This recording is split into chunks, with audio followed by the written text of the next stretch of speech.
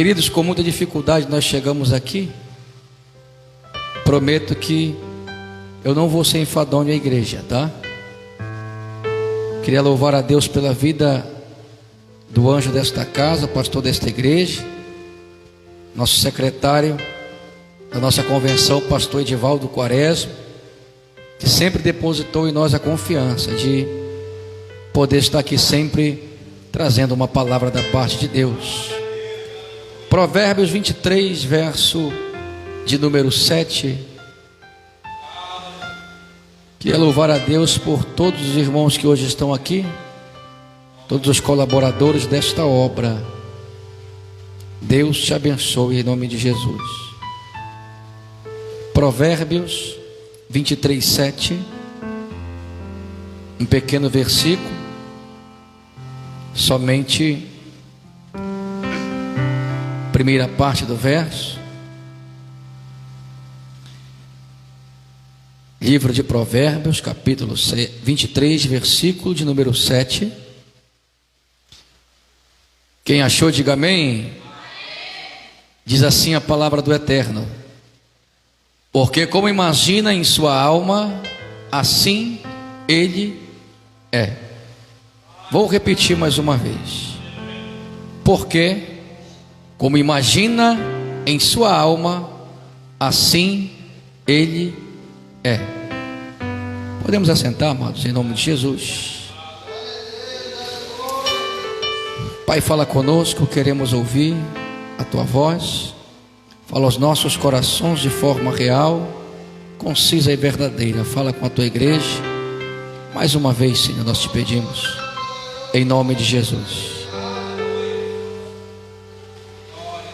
Queria trazer um tema hoje para essa mensagem, que se encontra em Provérbios 23, 7.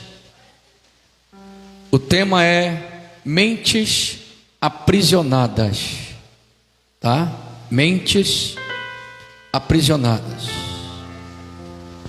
Quando nós olhamos para o texto no capítulo de número 23, no verso de número 27, nós entendemos a partir de agora que a mente humana ela é algo inexplicável. Por mais que possamos estudá-la de todas as formas, por mais que cientistas venham de alguma forma estudar a mente humana, nós jamais conseguiremos de alguma forma entendê-la por completo.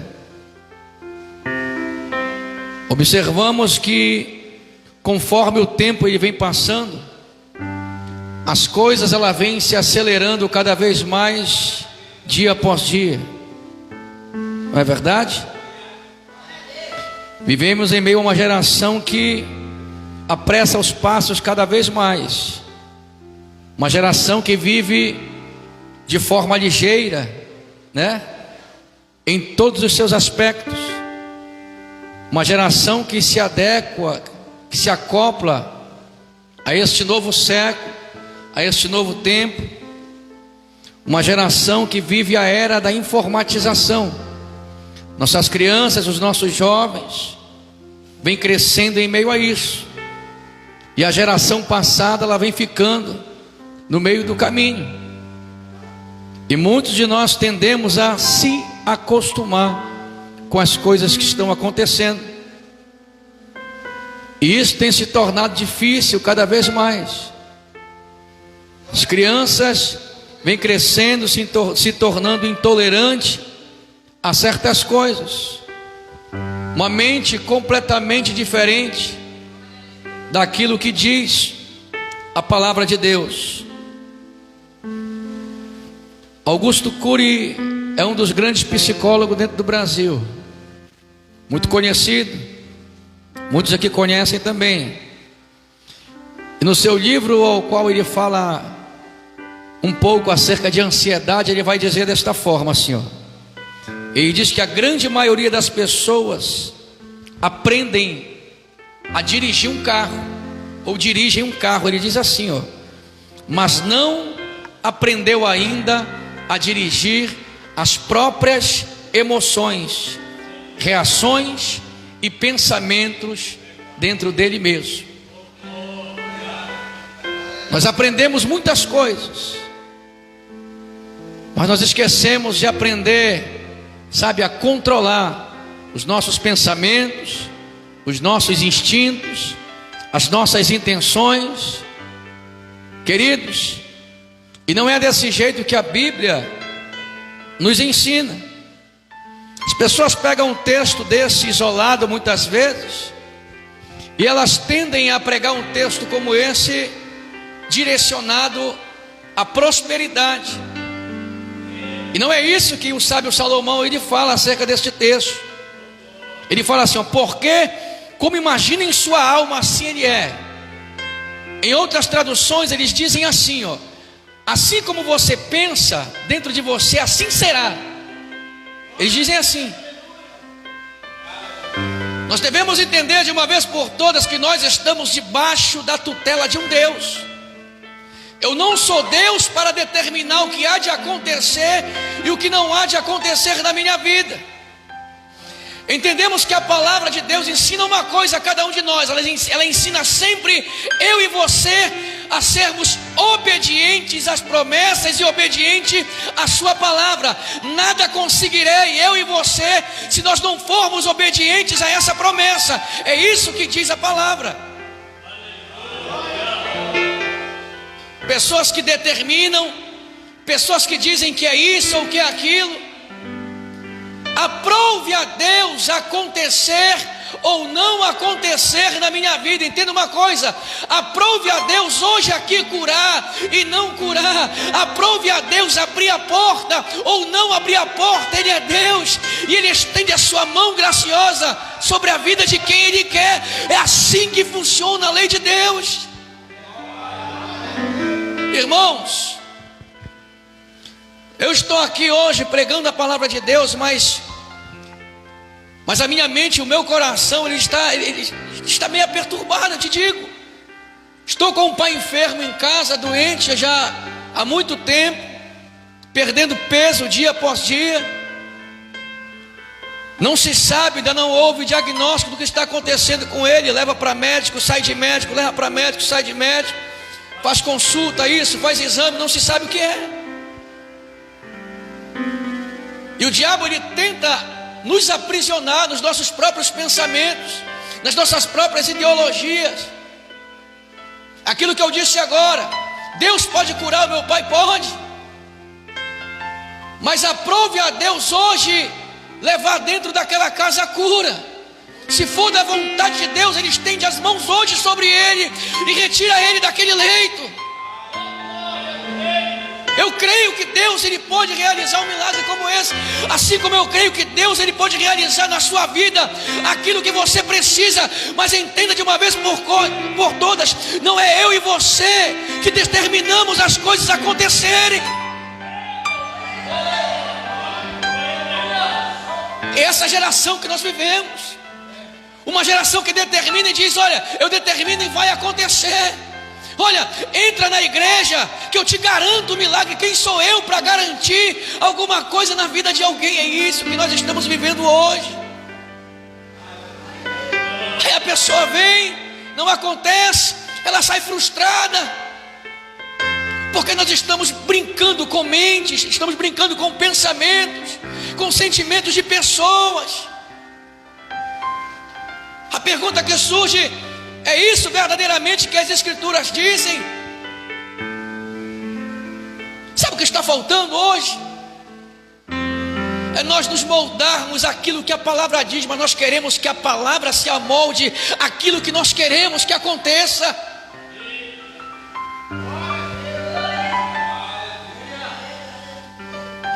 Paulo vai escrever aos Romanos no capítulo de número 12.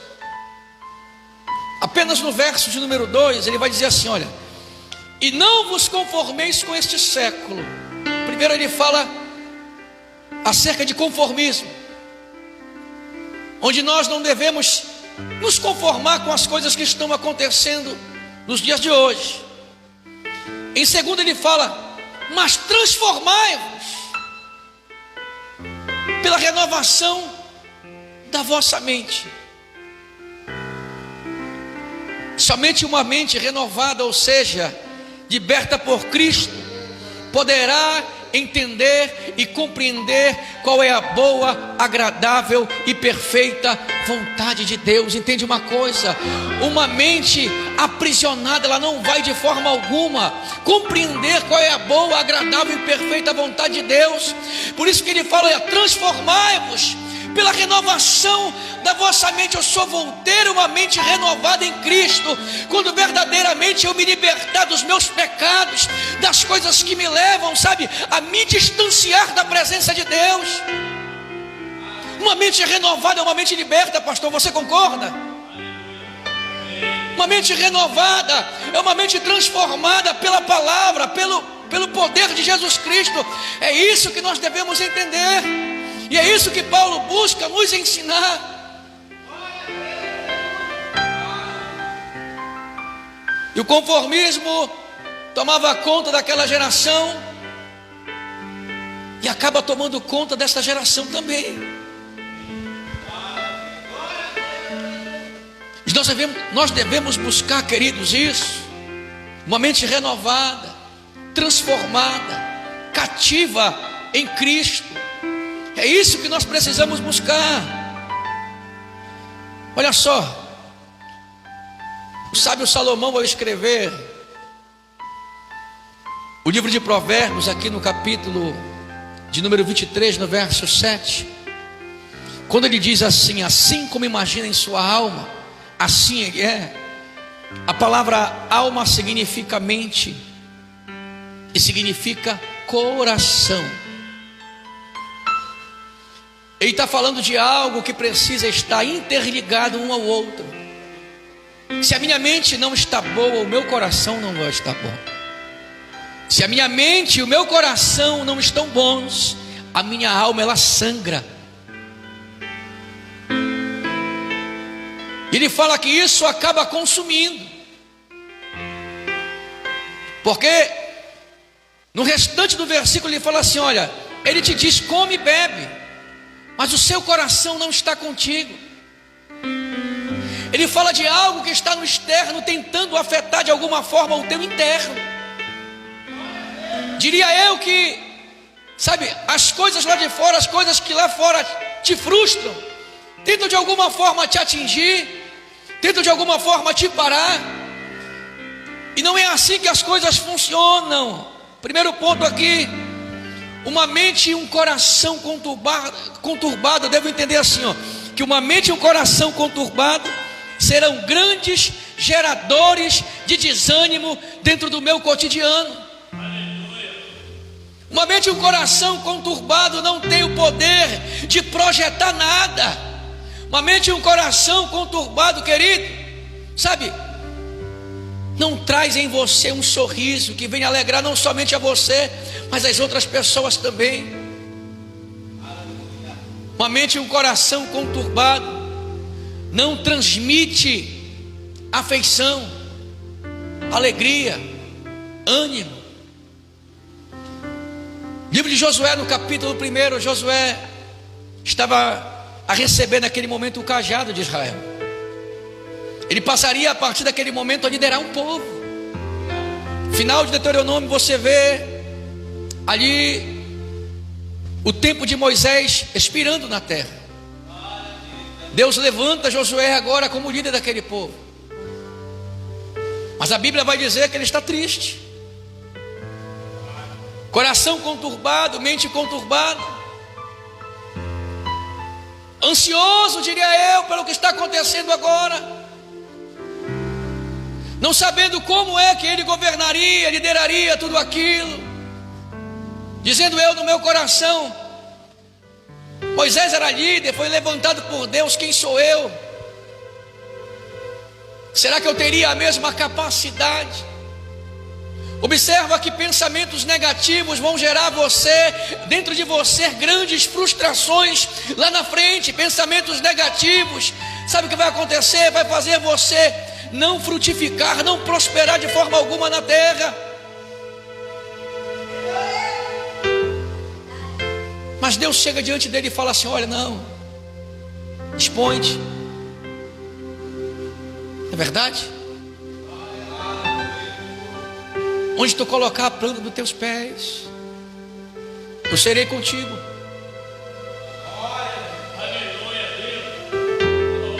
O diabo quer te ver frustrado, Satanás quer te ver derrotado. Observa que uma pessoa depressiva, uma pessoa ansiosa, é uma pessoa que começa algo, mas ela nunca termina. É uma pessoa que sempre caminha um pouco, mas ela para no meio do caminho, porque as frustrações passadas não permitem que ela de forma alguma venha conquistar algo na sua vida. Ela acha que sempre aquilo vai ser mais uma decepção na vida dela. Não se permite viver o agora, não se permite, pensar em um futuro promissor, em um futuro próspero. É uma mente frustrada, é uma mente decepcionada. Relacionamentos passados que a frustraram não permite hoje em dia ela viver, o futuro, viver o hoje.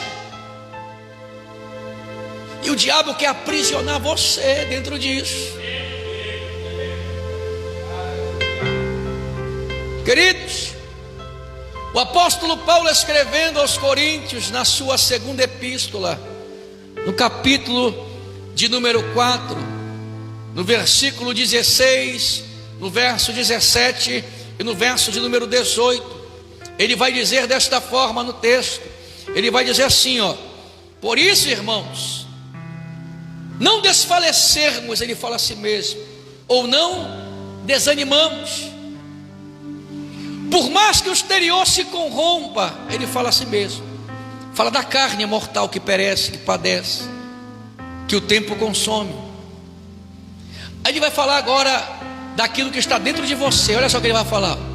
Por mais que o exterior se corrompa, o interior, ele vai falar assim mesmo, se renova dia após dia.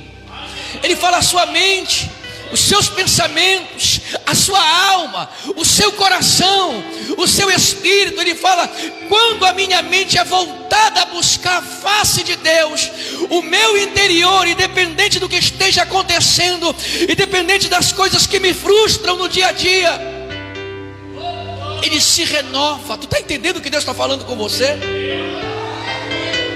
Por isso que Paulo diz, olha, transformai-vos pela renovação da vossa mente. Ele está dizendo que uma mente cativa em Cristo, aleluia, constrói coisas não na terra, mas constrói coisas na Nova Jerusalém, nos céus. É isso que nós devemos entender. Aí ele fala para nós que somos temporais. Ele está falando de um homem carnal, porque a nossa leve e momentânea, olha só o que ele fala, tribulação, ele já fala, é leve, é momentâneo. Ele fala, produzirá em vocês um peso eterno de glória. Sabe por que ele está falando isso? A riqueza de um homem naquela época era medida pelo peso do ouro, pelo peso da prata, e o homem estava acostumado àquilo que se vê. Tanto é que no início do capítulo de número 4 ele fala que nós somos, que as coisas de Deus é como um tesouro dentro de um vaso de barro. E ele sempre tentando converter tudo isso e ensinar para eles o que é o verdadeiro tesouro. Ele fala, porque a nossa leve e momentânea tribulação produzirá para nós um peso eterno de glória. Ele está falando, não é esse peso, não é essa riqueza que vocês estão acostumados a ver. A riqueza que eu quero mostrar para vocês, o homem ele rouba, que eu não quero mostrar para vocês. O homem ele pode roubar, a traça pode corroer, o ferrugem pode corroer, mas a riqueza verdadeira que eu quero demonstrar a partir de agora para você, o ladrão não rouba, a ferrugem não corrói, aleluia, não é desse jeito não. Escuta, um peso eterno de glória, muito excelente. Ele fala acima de toda comparação. Nada pode ser comparado na terra com a glória que nos há de ser revelada, ele está dizendo. Aí no verso 18 ele conclui: Porque nós não nos atentamos nas coisas que se veem. Eu estou falando aquilo, olha só, estamos falando aqui de mente, né? Olha só, porque nós não nos atentamos nas coisas que se veem. Por que ele está falando isso? Ele está falando porque o crente tem que ser espiritual. O crente ele tem que viver 20. A irmã falou hoje cedo aqui.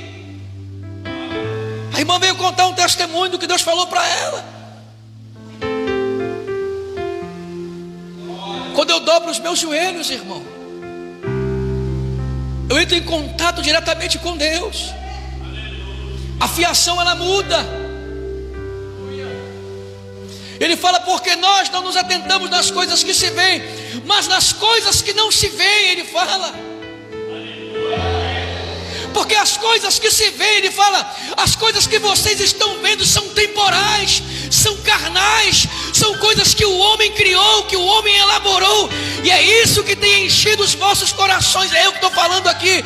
Mas entenda uma coisa, nós que somos espirituais, nós não nos atentamos nas coisas que nós vemos, mas nas coisas que nós não vemos, porque as coisas que se veem são temporais, são passageiras. Ele está dizendo, mas as coisas que não se veem, elas são eternas para a glória de Deus, e é nisso que deve se concentrar a intenção dos nossos pensamentos. A mente do crente deve estar cativa aos céus. Por isso que Paulo, escrevendo aos Colossenses, fala: olha, vocês estão muito ligados nas coisas da terra, foquem nas coisas do céu, foquem nas coisas do Espírito. Só que nós vivemos uma batalha, e dentro dessa batalha Satanás ele tenta te aprisionar. Crentes frustrados dentro da própria igreja, crentes depressivos dentro da própria igreja, crentes, aleluia, vivendo um momento difícil, principalmente agora em período de pandemia, onde a ansiedade tem tomado o coração de muitos. Eu conheço amigos meus mesmo que estão passando por isso, aleluia, andam nervosos, com a mente conturbada, porque a ansiedade não permite lhe dar um passo sem ter medo de fazer aquilo.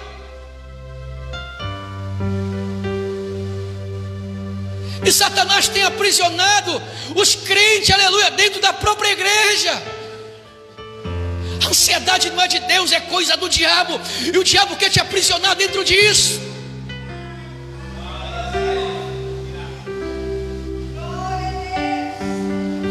Querido, uma mente aprisionada é uma mente ansiosa. Entende de uma vez por todas?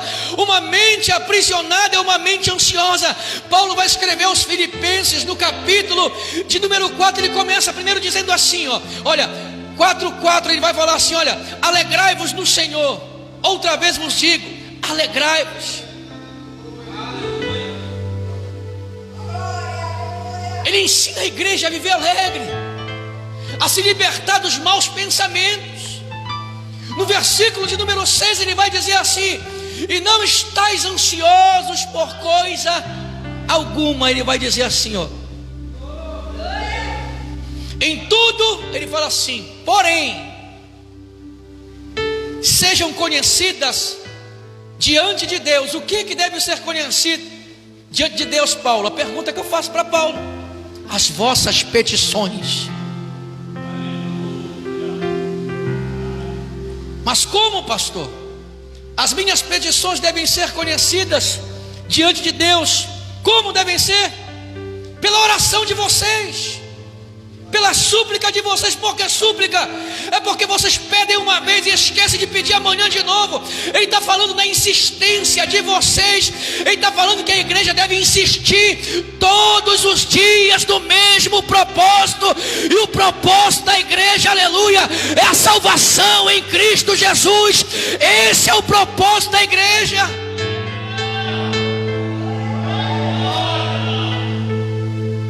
Ele conclui com ações de graça, pastor. Queridos, uma mente sadia, ela não absorve pensamentos negativos, mas para si mesmo ela produz positividade. Presta bem atenção. Uma mente sadia, ela não produz para si pensamentos negativos. Jamais. Porque você tem uma mente boa. Porque a sua mente está cativa em Cristo. Escuta. No mesmo capítulo 4, Paulo ensinando os filipenses, no versículo 8, ele vai dizer assim para eles: finalmente, irmãos, ele fala, primeiro, tudo que é verdadeiro, ele fala a si mesmo, tudo que é respeitável, ele diz, tudo que é justo, tudo que é puro, tudo que é amável, tudo que é de boa fama, se alguma virtude há e se algum louvor existe, seja isso o que ocupe os vossos pensamentos. Mas eu sou negativo, eu só penso que não vai dar certo, eu já entro na batalha, mas com medo da derrota. Crente não entra em batalha com medo de derrota. Olha para a vida de Davi, 1 Samuel capítulo 17. Davi está diante de uma grande peleja, Golias é imenso. Davi amedrontou todo, Golias amedrontou todo Israel, mas apenas Davi não foi amedrontado por ele. Lembra? Uma mente sadia produz pensamentos positivos, porque a mente de Davi era cativa em Cristo. E sendo assim, Davi era um homem segundo o coração de Deus. Tu está entendendo?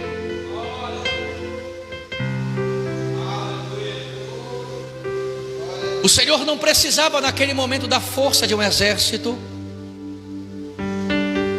O Senhor não precisava daquele momento de conhecimento humano. O Senhor não precisava dos maiorais que ali estavam, não precisava dos outros filhos de Jessé, não. Ele foi buscar o menor da casa. Ele precisava confundir todos aqueles que ali estavam. Observa que Deus sempre trabalha de forma improvável. Ele faz o improvável se tornar provável. Ele faz o menor se tornar maior. Ele faz o último se tornar primeiro. Nós nunca vimos Deus começando de cima. Aleluia. Para as coisas acontecerem na minha vida e na tua vida deve haver um princípio. Mas muitos não querem trabalhar para que isso venha acontecer na vida. Quer ser um pregador, mas não quer meditar nas Escrituras, não quer ter conhecimento bíblico, não quer ter intimidade com Deus, não quer ter tempo de separação, quer viver uma vida dissoluta, quer viver do jeito que acha que tem que viver. E para pregar a palavra de Deus, o homem tem sim que se separar, o homem tem sim que ser diferente. Assim como a irmã falou logo mais cedo aqui, o homem tem que ser sal na terra, o homem tem que ser luz no mundo, o homem tem que ser diferenciado daqueles que estão lá fora.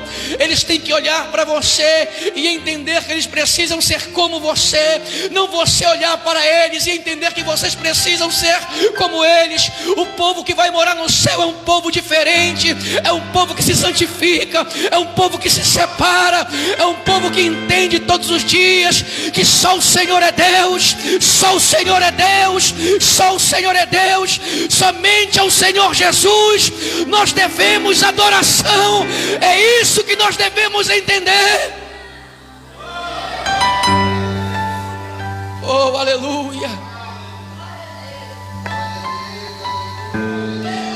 Não são as tuas imperfeições, não são as tuas limitações humanas, que vão te parar, que vão parar o processo que Deus tem a fazer acontecer na tua vida.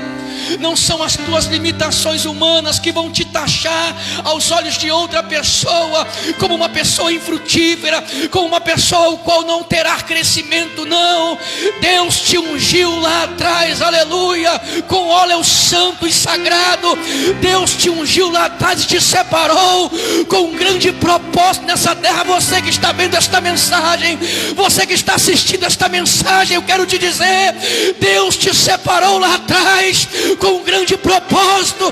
E o propósito de Deus na terra, na vida daquele que Ele separou, jamais poderá ser frustrado. É isso que você deve entender.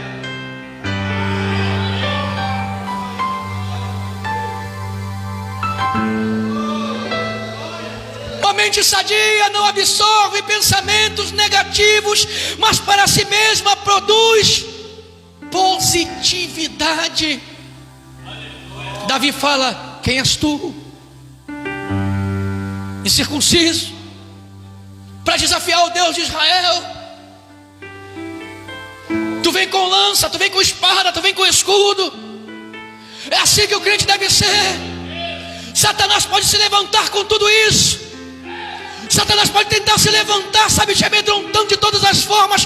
Eu não sei o que está acontecendo na tua vida. Talvez o mundo esteja neste momento desabando sobre você, você esteja sem força, mas Deus está dizendo para você: Satanás pode vir desta forma, mas você pode hoje proferir o nome do teu Deus. Você pode hoje proferir o nome de Jesus, e o nome do Senhor será glorificado através de você.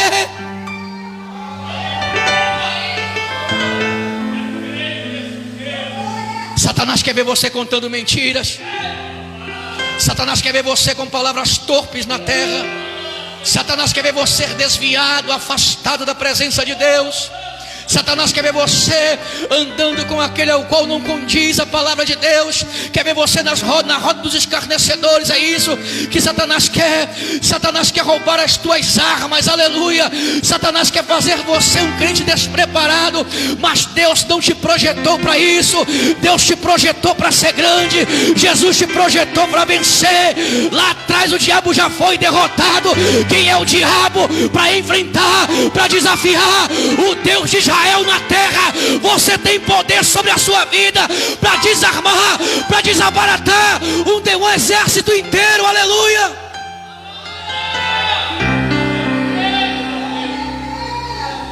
Não parou por aí. É assim que nós vamos desbaratar o exército de Satanás.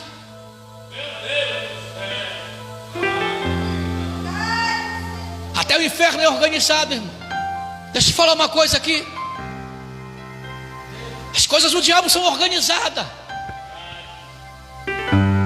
Mas eu tenho observado dentro da igreja crente desorganizado, cultos desorganizados. Se nós não nos organizarmos para fazer as coisas de Deus, sinto muito dizer, nós pereceremos.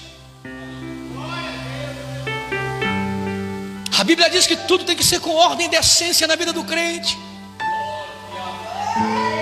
Quer fazer o culto de qualquer jeito, quer louvar de qualquer jeito.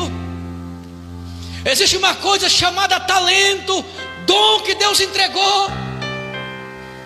Eu tenho o dom, o talento. Deus me deu a oratória para pregar, para levar a mensagem de Deus. Mas eu quero cantar, eu quero louvar.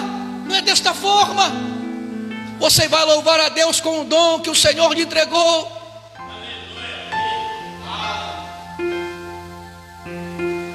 Desculpa falar isso, mas a gente precisa falar.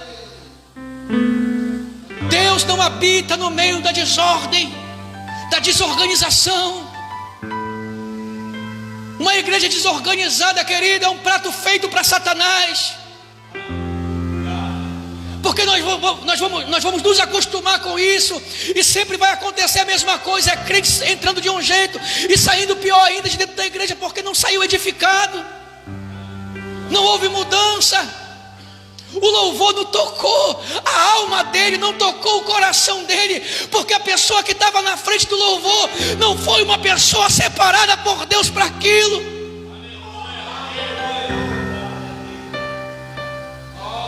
Tu quer ver Deus falar? Te coloca na posição daquilo que Deus te separou para fazer.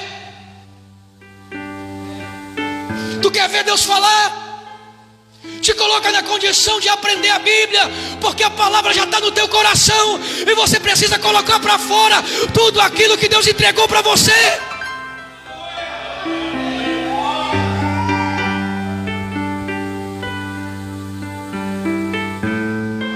Não, querido, mas é o culto do reteté.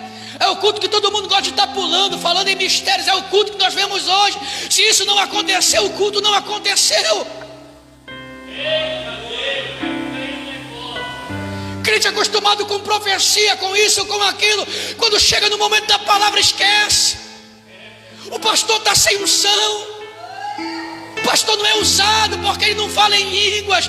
O pastor, ele não é usado porque ele não dá sapateado.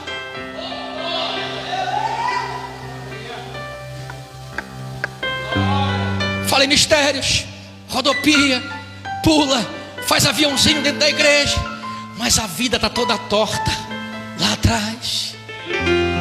O irmãozinho que anda de bermuda e camiseta na rua tem mais santidade do que ele, tem mais temor a Deus do que ele, sabe utilizar a palavra muito mais do que ele, conhece a Deus muito mais do que ele, que vive vestido de santidade, dizendo ele dentro da igreja. A mente dele está cauterizada, ele acha que é aquilo e vai ser aquilo.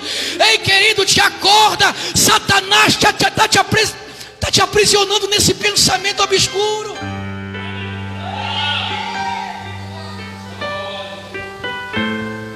Escuta, no Evangelho segundo escreveu Lucas, no capítulo de número 4, o versículo 1 até o 13, a Bíblia vai dizer que Jesus, após ser batizado, pastor, por João Batista no Jordão, ele é impelido pelo Espírito, pelo próprio Espírito. Ele é conduzido, escuta, ele é conduzido pelo próprio Espírito para ser tentado. Tu está entendendo?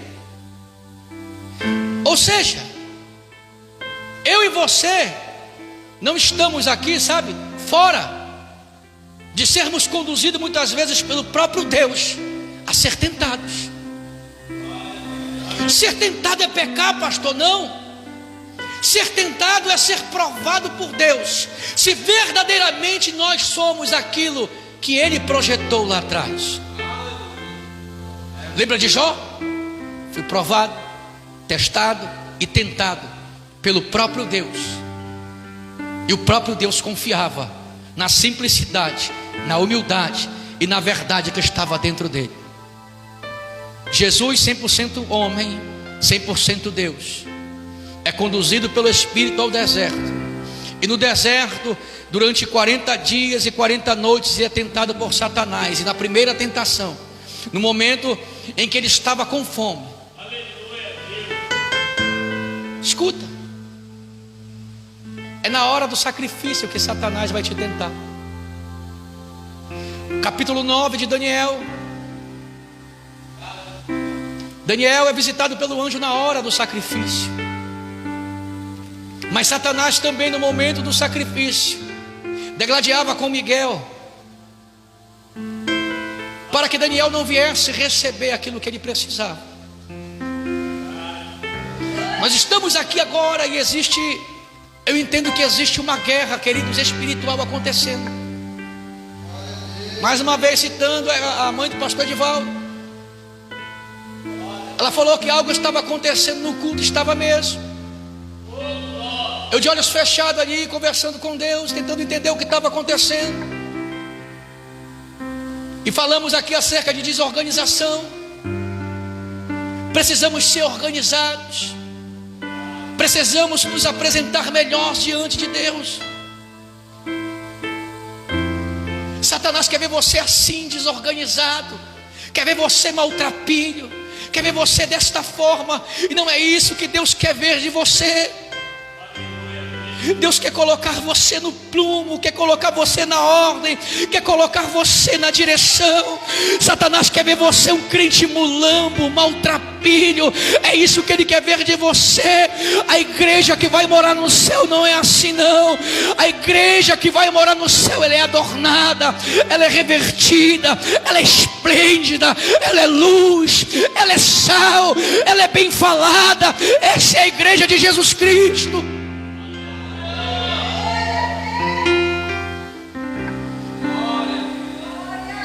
Se tu quiseres Jesus, tu pode transformar estas pedras em pães. E o próprio Jesus, com a palavra, rebate. Escrito está: Satanás, não só de pão viverá o homem, mas de toda a palavra que procede da boca de Deus. Ou seja, Jesus nos ensinando que nós não venceremos Satanás com o nosso punho, com a nossa força, mas é com a palavra. Satanás, não contente, pega Jesus e leva para cima do monte, e dali ele vai mostrar para Jesus todos os reinos da terra. Aí Satanás, ele tenta te surpreender, te mostra o mundo, te mostra as coisas boas, entre aspas, te mostra a prostituição, te mostra a bebida, te mostra riquezas, te mostra a mentira, te mostra muitas coisas, e você vai se vangloriando com aquilo. E Satanás, ele começa a entrar na mente de Jesus, ele começa a mostrar os reinos da terra, ele começa a mostrar para ele poder, ele começa a mostrar para ele riqueza. Ele entra na mente de Jesus, tentando, aleluia, deturpar aquilo que já estava desde o princípio, aleluia, preparado para ele. E é assim que Satanás tenta trabalhar na sua mente, tenta trabalhar no seu coração. Ele começa a te mostrar as coisas do mundo, ele começa a te apresentar os pratos, ele começa a te entregar as coisas a qual você não tinha antes. Ele tenta desviar a sua mente, desviar o seu coração. Satanás trabalha assim. O apóstolo Paulo, escrevendo aos Efésios no capítulo 6, no versículo de número 10, ele diz: portanto, irmãos, revestivos de toda a armadura de Deus. Ele fala: fortalecei-vos no Senhor. Ele pede para no Senhor nós buscarmos a verdadeira força. Entende uma coisa? Jesus sempre buscou força na palavra. Satanás, não concluindo, não contente, pega Jesus, leva para cima do penáculo, e em cima do penáculo agora ele vai utilizar a própria palavra, porque o diabo é assim. E a igreja que nós estamos vivendo em muitos lugares, é a geração que nós estamos vivendo em muitos lugares hoje. Nós estamos observando pessoas pegando textos isolados da Bíblia, vivendo a doutrina da prosperidade em muitos lugares, e não é essa a palavra o qual, aleluia, nós observamos. Uma palavra onde dizem que o crente não passa por luta, o crente não passa por dificuldade. Eles falam que a luta é de Satanás, eles falam que o problema é de Satanás, tudo é culpa do diabo. Mas o meu Jesus que eu conheço disse, aleluia, que no mundo nós passaríamos por tentações, no mundo nós seríamos frustrados, mas ele disse assim: independente de qualquer coisa, você tem que ter bom ânimo, você tem que levantar a cabeça. Eu, teu Deus, venci o mundo, e assim vocês também vencerão.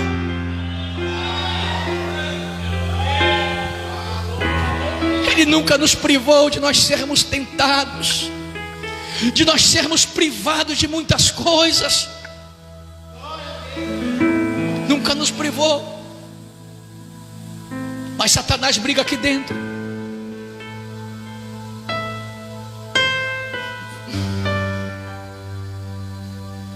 Satanás usa a palavra e diz assim: escrito está, tu vai te jogar daí,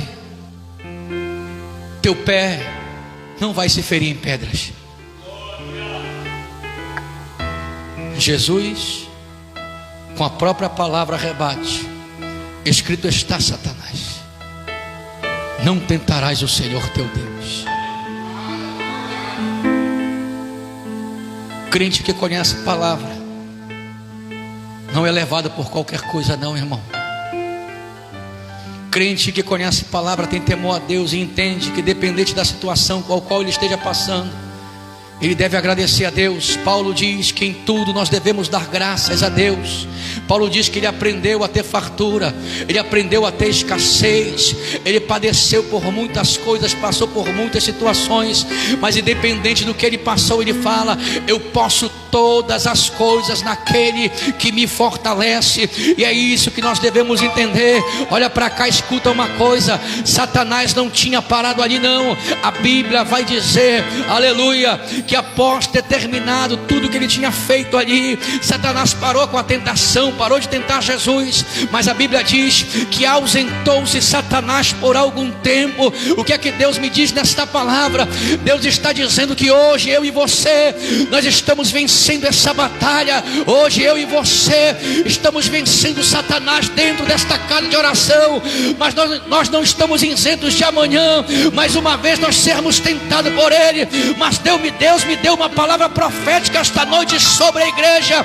Aleluia, bendito seja o nome de Jesus. Satanás pode até se levantar amanhã, mas se você estiver firmado, aleluia, sobre esta palavra, a água vai bater, o vento vai bater, Satanás vai tentar te derrubar, mas ele vai parar diante da palavra de Deus que está firmada no seu coração.